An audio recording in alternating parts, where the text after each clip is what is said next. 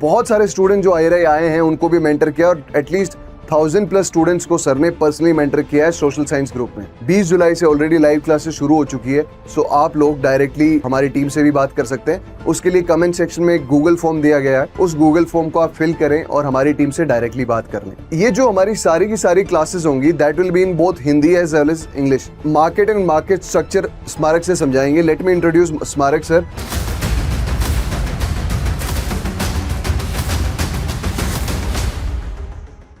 Hello dear students, welcome to IRI Wala. If you are serious about preparing ICR PG 2027 from the subject Social Science Group, then this video is for you. Today, there will be a demo video on market and market structure by Smarak sir. ये जो हमारी सारी की सारी classes होंगी that will be in both Hindi as well as English. जो English mode है, जैसे जो लिखा हुआ है that will be completely in English और जो आपको समझाया जाएगा that will be in both Hindi and English. सो आप सभी के लिए आज market and market structure Smarak से समझाएंगे। Let me introduce Smarak sir. स्मारक sir ICR PG all India rank 3 है 2024 में। Division of agricultural economics ICR IRI में अभी पढ़ाई कर रहे हैं। 2 साल का उनको ऑलरेडी एक्सपीरियंस है और बहुत सारे स्टूडेंट जो IRI आए हैं उनको भी मेंटर किया और एटलीस्ट 1000+ स्टूडेंट्स को सर ने पर्सनली मेंटर किया है सोशल साइंस ग्रुप में। So that will B a great help for you. And if you're serious about preparing, then this course is also for you. आपको मैं बता देता हूँ कि IRI वाला has courses for plant sciences, entomology, soil sciences, social science, horticulture, agronomy for both 3rd year and 4th year students. So if you're really like completely agreed that you want to prepare for this exam, you can prepare with IRI wala. And this is foundation batch for 2028. And if you're preparing for complete agriculture exams, the Mahapack can also be useful for you. So if you want to talk to our team and like discuss about the classes schedules, because live classes has already begun from 20th of July. 20 जुलाई से already live classes शुरू हो चुकी है, सो आप लोग directly हमारी team से भी बात कर सकते हैं। उसके लिए कमेंट सेक्शन में एक गूगल फॉर्म दिया गया है, उस गूगल फॉर्म को आप फिल करें और हमारी टीम से डायरेक्टली बात कर लें। Now without wasting much time, I will invite Smarak sir. Please come sir. Sir now, hello sir. बच्चों को अच्छे तरीके से पढ़ाओ और बताओ कि हम कैसा पढ़ाते हैं, IRI वाला कैसा पढ़ाता है। See you sir. I hope you all are doing well. So आज हम एक बेसिक सा चैप्टर शुरू करने वाले हैं। अगर किसी को एग्रीकल्चर मार्केटिंग का अगर फाउंडेशन देखना है तो ये चैप्टर है उसका, अपना मार्केटिंग का, ये मार्केट एंड मार्केट स्ट्रक्चर।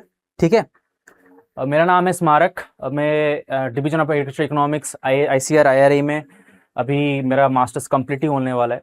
तो मैं आपको ये चैप्टर थोड़ा बेसिक से समझाना चाहूँगा ताकि जो बच्चे मान लो UG के फर्स्ट ईयर में हैं या इवन UG कंप्लीट कर लिया है, उनको उतना आइडिया नहीं है, उनको अच्छे से भनक लग सके चैप्टर का। ठीक है, हम क्योंकि डेमो क्लास है ना, तो हम थोड़ा ब्रीफली इसको जाएंगे, हम दिखाएंगे क्या क्या हम कवर करेंगे।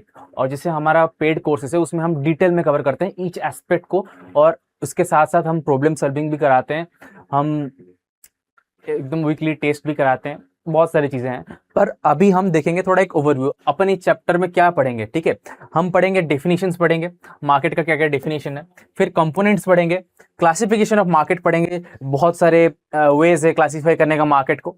ठीक है, फिर ग्रोथ ऑफ मार्केट्स पढ़ेंगे और फिर पढ़ेंगे market structure. So will be studying about all these 5 aspects. Okay, so without wasting your time, let's start.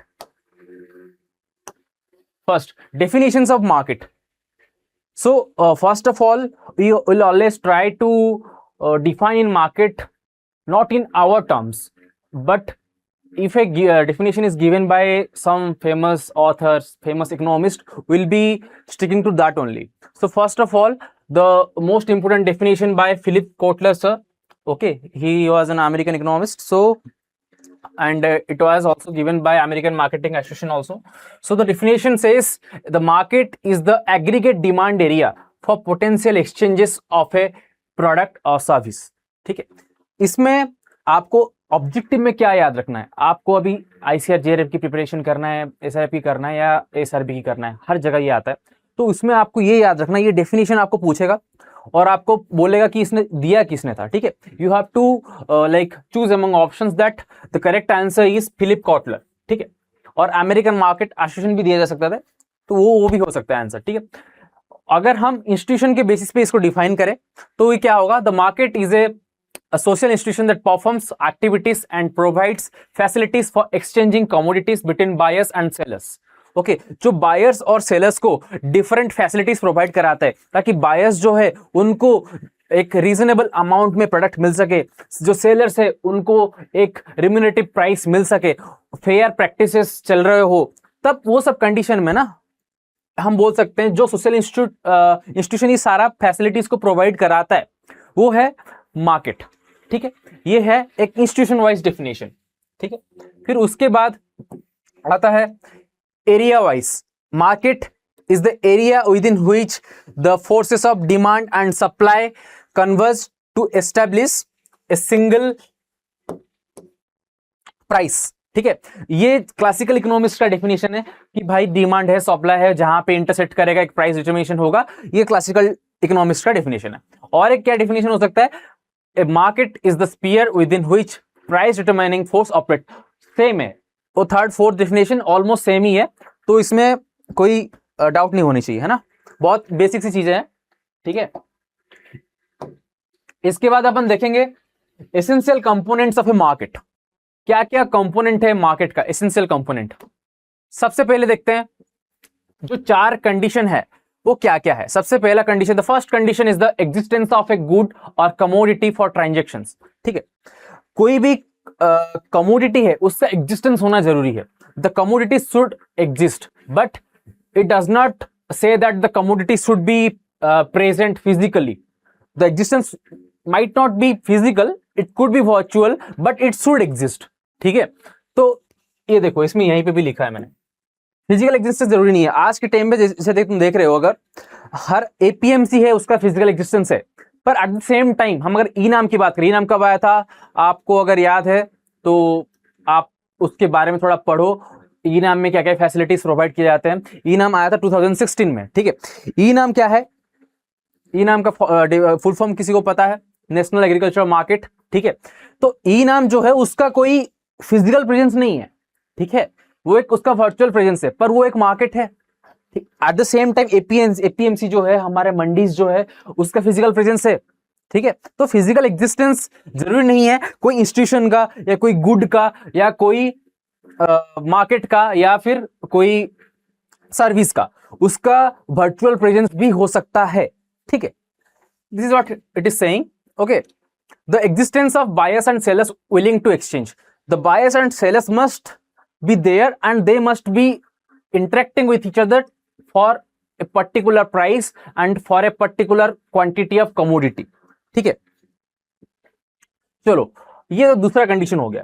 Third condition, A business relationship और intercourse between buyers and sellers, ठीक है। तो एक buyers और सेलर्स में कौन सा रिलेशनशिप होना चाहिए, प्यार वाली नहीं, बिजनेस रिलेशनशिप की बात करते हैं हम यहाँ पे, ठीक है। तो एक बिजनेस रिलेशनशिप होना चाहिए, ठीक है। चलो फोर्थ क्या है, demarcation of area. The market area should be demarcated. ये एक फिजिकल मार्केट की बात के पॉइंट ऑफ व्यू से ये बोला गया है कि उसका एक मार्केट एरिया डीमार्केशन होना चाहिए। अगर हम इसको वर्चुअल मार्केट के एस्पेक्ट में देखें तो फिर इसको हम बोल सकते हैं कि हाँ, सपोज ई नाम है, ई नाम के अंदर 1450 मंडी है फॉर एग्जाम्पल, ठीक है। ऐसा हम बोल सकते हैं कि वो एक एरिया डीमार्केट हो गया या उसका एक सर्टेन क्या बोलते हैं ज्यूरिसडिक्शन आ गया कि इतना मार्केट उसके अंडर है, उतना एरिया उसके अंडर है, ठीक है। ये 4 पॉइंट है। एग्जाम में आपको क्या करेगा, 4 कोई ऑप्शन देगा, उसको उसमें से पूछेगा कौन सा ऑप्शन एक एसेंशियल कंपोनेंट नहीं है मार्केट का, ठीक है। So you will be asked this kind of questions. देखो ये जो चैप्टर है ना हमने लिया है agricultural marketing by S Acharya and Agrawal sir. So ये जो चैप्टर है इसको अगर आप ये बुक से पढ़ोगे ना, ये बुक में बहुत अच्छी तरीके से दे रखा है, पर एट द सेम टाइम इसका एक नेगेटिव साइड ये है कि आप अगर बुक को ईच लाइन पढ़ना चालू कर दोगे ना तो it will take a lot of time. So each line से क्वेश्चन नहीं आने वाले, क्योंकि इसमें बहुत सारी चीजें हैं जो एग्जाम के पॉइंट ऑफ व्यू से एब्सोल्युटली नेसेसरी नहीं है, ठीक है। तो इसको हम कैसे पढ़ेंगे? इसको तभी हम पढ़ सकते हैं जो अगर कोई ऑलरेडी पढ़ चुका है और कोई ऑलरेडी आपको गाइड कर सकता है कि एग्जैक्ट क्या क्या पढ़ना है। ये टॉपिक में, ये चैप्टर में, मार्केटिंग वाले पूरे चैप्टर में आपको यही ध्यान रखना है कि हम पूरा एकदम बेल जैसा हम अपने को काम नहीं करना है। देखो, दो चीज एग्जाम के लिए बहुत ज्यादा जरूरी होता है। फर्स्ट है स्मार्ट वर्क। हार्ड वर्क तो बहुत लोग करते हैं, स्मार्ट वर्क बहुत लोग नहीं करते हैं। और दूसरा चीज है लक, ये भी मानना पड़ेगा। दोनों चीज, क्योंकि सीटें बहुत कम होते हैं, एक क्वेश्चन के मतलब गैप में कोई आईआरई आ सकता है, आईआरई नहीं आ सकता है, उसका बेचारे का एनडीआरई हो जाए, तो एक छोटा सा गैप है, ठीक है। तो ऐसा नहीं है कि जो आईआरई में आ रहा है वही सबसे ज्यादा टैलेंटेड है, एनडीआरई वाला टैलेंटेड है, ऐसा बिल्कुल भी नहीं है। बट लक है, उस दिन वो लड़के ज्यादा परफॉर्म अच्छा कर गया, ठीक है। तो हम थोड़ा स्मार्टली इस चीज को पढ़ेंगे, एग्जैक्टली वही चीज को हम पढ़ेंगे जो एग्जाम में आता है, प्रीवियस ईयर क्वेश्चन में आता है, और not only in JRF, in ARS और योर एसआरएफ, एवरीवेयर, ठीक है। चलो, दूसरा क्लासिफिकेशन ऑफ मार्केट। हमने मार्केट को, अभी आपका जो रीडिंग है आचार्य अग्रवाल, उसमें 12 क्लासिफिकेशन दे रखा है, ठीक है। हम उसी पे ही अपने आप को सीमित रखेंगे। तो सबसे पहला है लोकेशन, ठीक है। लोकेशन के हिसाब से 5 कैटेगरी है: village, primary, secondary, then terminal and seaboard. Time span के हिसाब से short period, periodic, long period, secular. Number of commodities के हिसाब से general, specialized. Nature of commodity के हिसाब से कमोडिटी, कैपिटल। इस सब के बारे में हम अपने कोर्सेज में डिटेल में पढ़ाते हैं। उसमें कोई टेंशन वाली बात नहीं है कि ये समझ नहीं आएगा। आपको जहां तक आपको डाउट रहेगा वो सारा डाउट हम क्लियर करते करते जाएंगे, ठीक है। अब अगला हम और क्या पढ़ेंगे? एक एग्जाम्पल के तौर पे, जैसे बहुत सारे क्लासिफिकेशन है, हम एक एक क्लासिफिकेशन लेते हैं आज पर। प्लेस, ठीक है, प्लेस या लोकेशन बोल लो या प्लेस ऑफ ऑपरेशन बोल लो, ठीक है। तो प्लेस ऑफ ऑपरेशन के हिसाब से क्या क्लासिफिकेशन है? देखो, ये जो सब चैप्टर है ना, सबसे बेसिक चैप्टर है। मार्केटिंग बहुत इजी चैप्टर है, और मार्केटिंग का ये फर्स्ट चैप्टर है, तो बहुत इजी रहने वाला है, ठीक है। सबसे पहले विलेज मार्केट। देखो, विलेज मार्केट क्या है, जो नाम से पता चल रहा है विलेज में जो होता है। तो market that exist in village, वहां पे क्या होता है? Buying and selling takes place between village seller, village farmers, village traders, इनके बीच में इंटरेक्शन होता है, ठीक है। इनके बीच में बाइंग सेलिंग होता है, ठीक है। हो सकता है विलेज के जो पीपल है, जो उनका विलेज में रहने वाले लोग हैं, वो भी वो फार्मर से खरीदे, वो सारे विलेज के अंदर ही ट्रांजेक्शन होता है। तो ये हो गया विलेज मार्केट, ठीक है।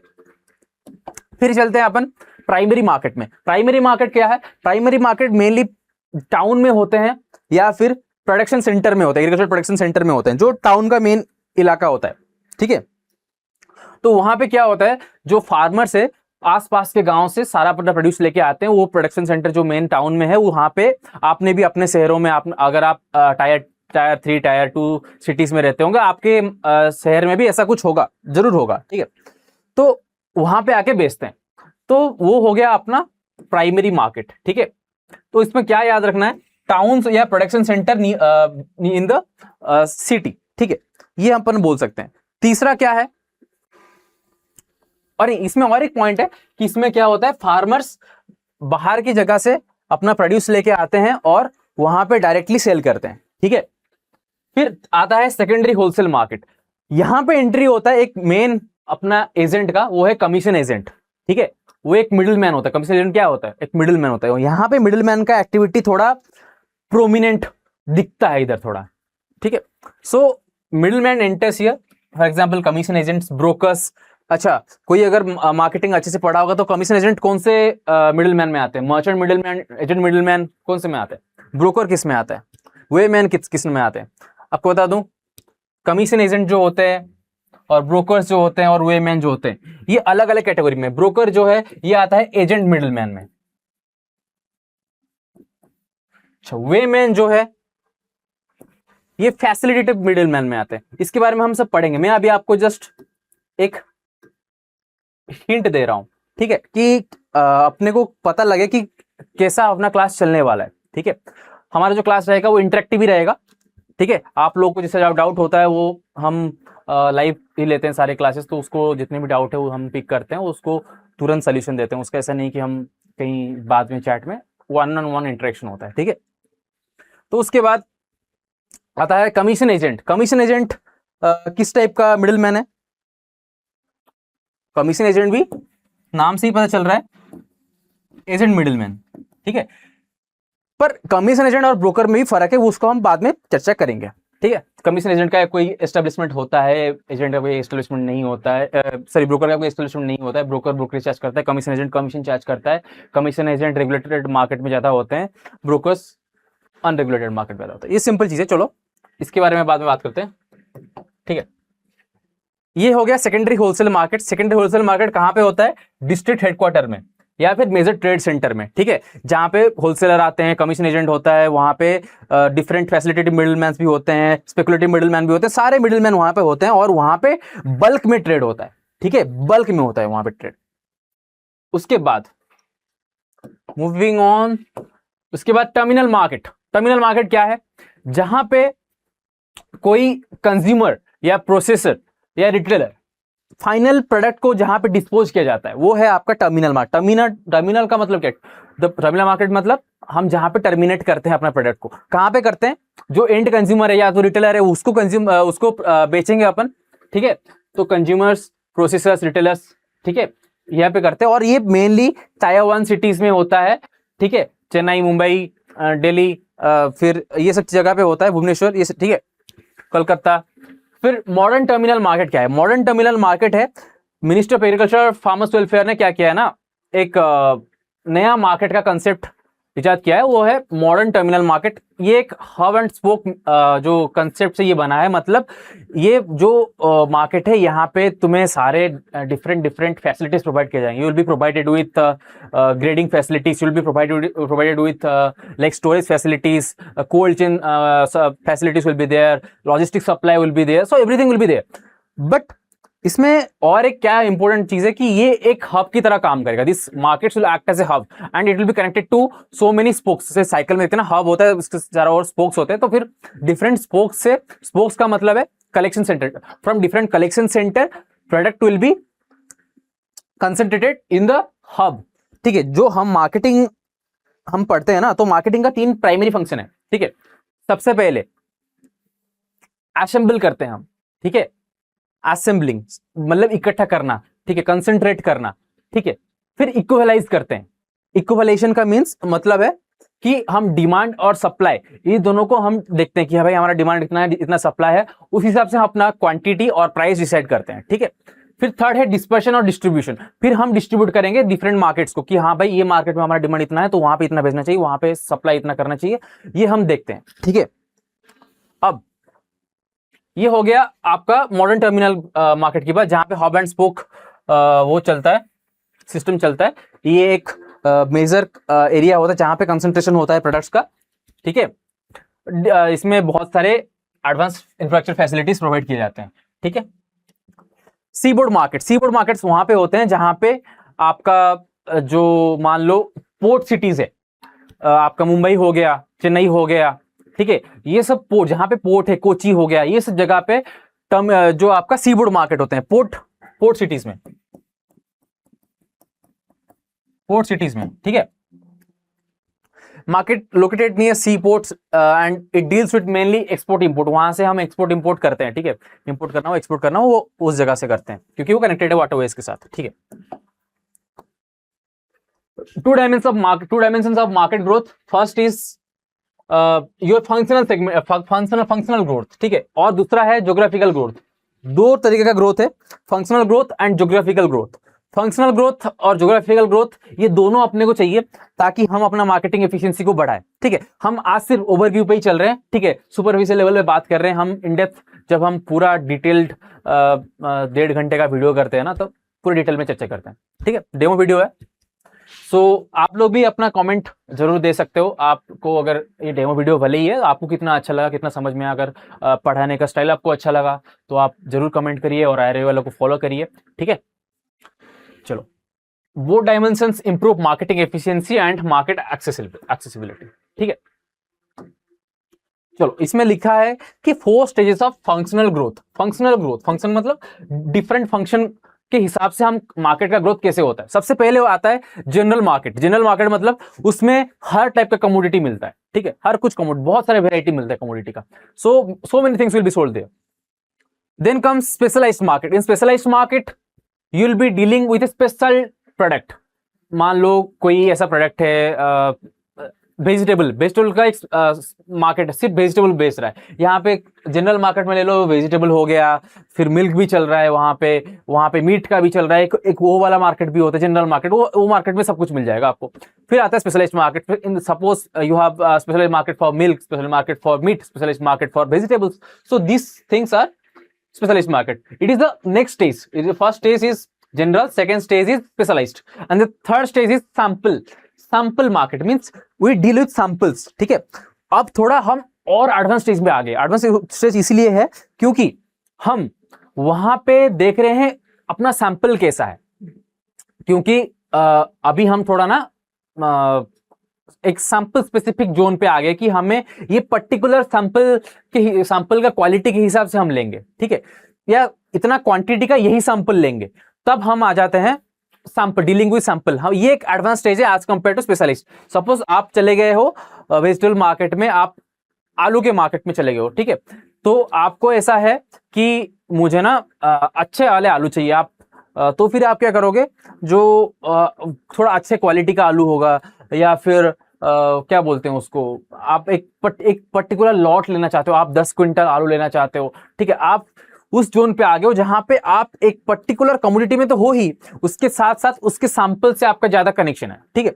फिर एक चीज आता है डीलिंग विथ ग्रेड्स, ठीक है, सैंपल तो हो गया, उसके ऊपर उसके बाद आता है डीलिंग विथ, उस सैंपल के अंदर भी वेरिएशन होता है, ठीक है।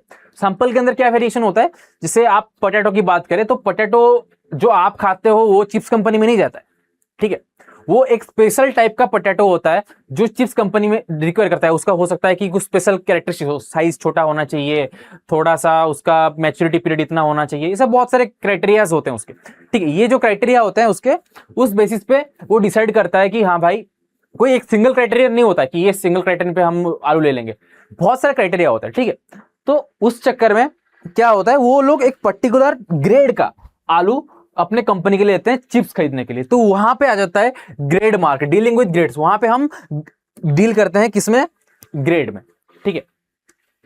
ये हो गया functional growth. Now will be talking about special growth और ज्योग्राफिकल ग्रोथ। फर्स्ट, मान लो लोकल मार्केट है, you are selling your product in a local market, then you will be expanding your business or whatever, so you will be now selling in village market, you will be selling in the city market, in your state market, then you will be covering you will be selling all over the country, then you will be going international, you will be selling all over the world. so ये तुम्हारा होता है कि geographically तुम grow कर रहे हो, एक एरिया और ज्यादा एरिया, ऐसे एरिया तुम्हारा बड़ा होते जा रहा है, ठीक है, मार्केट एरिया बड़ा होते जा रहा है, ठीक है। वही लिखा है local to regional, national and international levels, ठीक है। The structure of a market, the market structure we refer to the size and organization. देखो, साइज एंड डिजाइन बोलो या ऑर्गेनाइजेशन बोलो, एक ही बात है।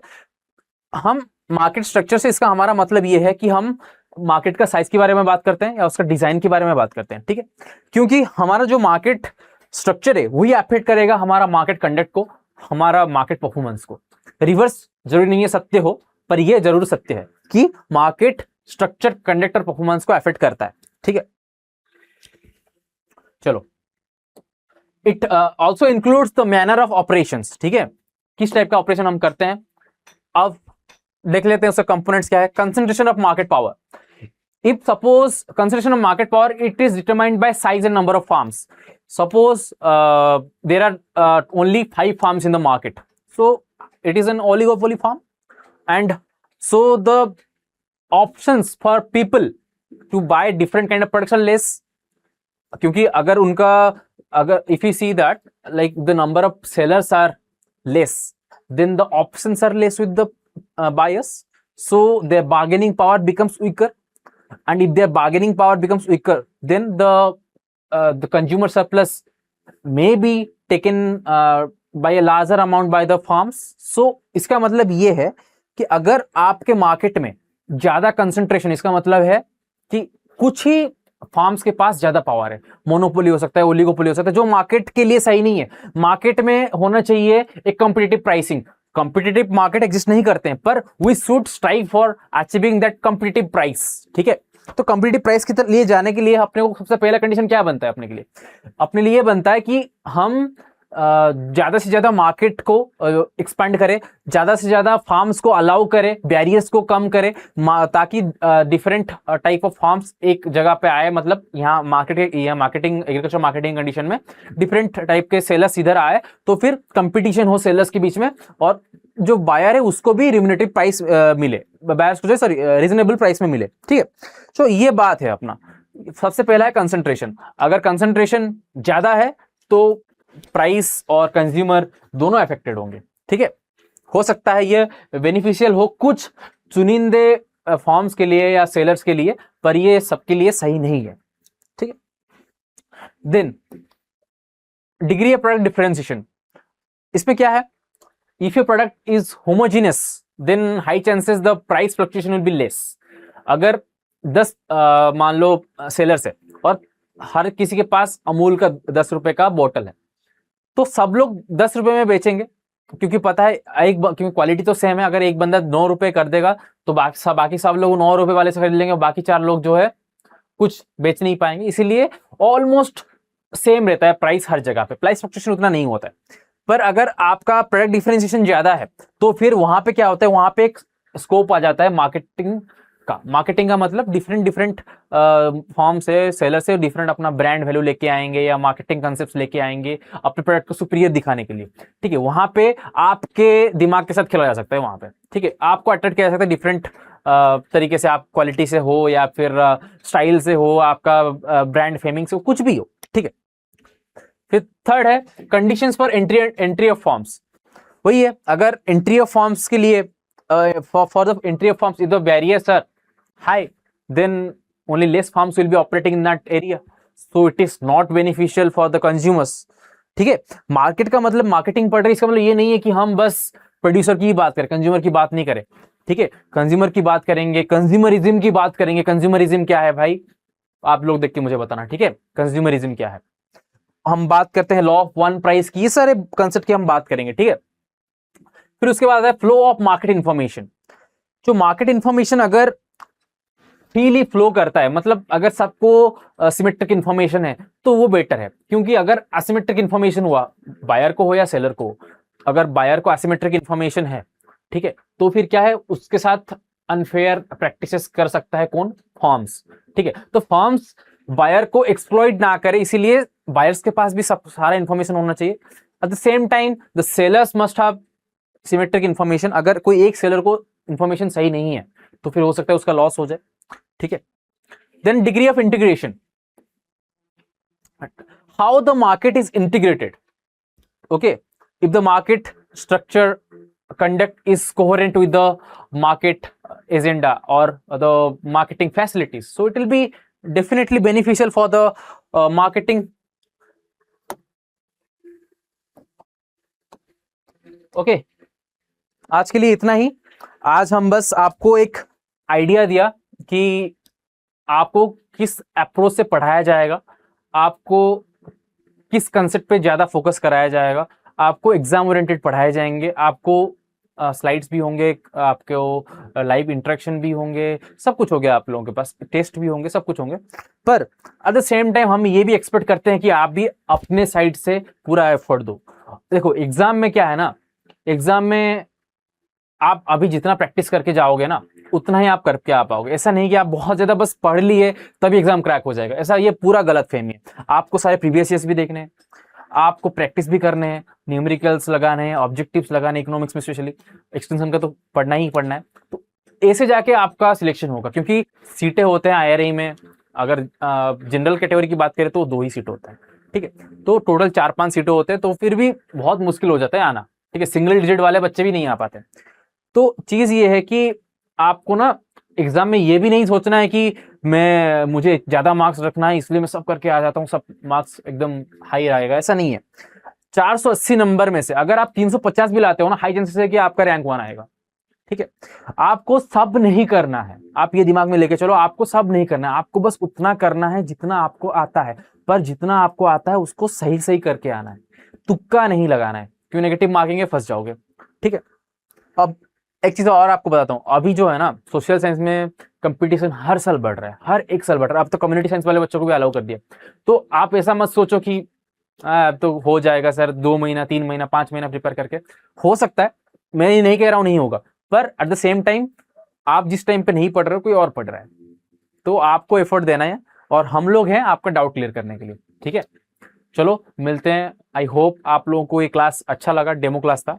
हमने डिटेल में ज़्यादा चर्चा नहीं किया है, हम डिटेल में चर्चा करेंगे अपने पेड कोर्सेज में।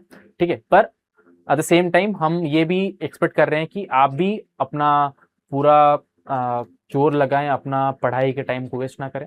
ठीक है, और फॉलो करें IRE वाला। और IRE वाले के बहुत सारे कोर्सेज चल रहे हैं, आप अगर कोई दूसरे कोर्स में एनरोल करना चाहते हैं तो भी आप महापैक वाले कोर्स में ज्वाइन कर सकते हैं। और इसमें भी आप अगर गूगल फॉर्म फिल करते हो तो आप ये टीम के साथ डायरेक्टली बात करके आपका डाउट जो भी है, जो भी क्वेरीज है आपका एडमिशन के रिगार्डिंग या कोर्स स्ट्रक्चर कुछ भी है, आप क्लियर कर सकते हो। ठीक है, थैंक यू। मेरे को आपने इतना टाइम सुना, अभी टाइम हो गया 1:47, so thank you so much.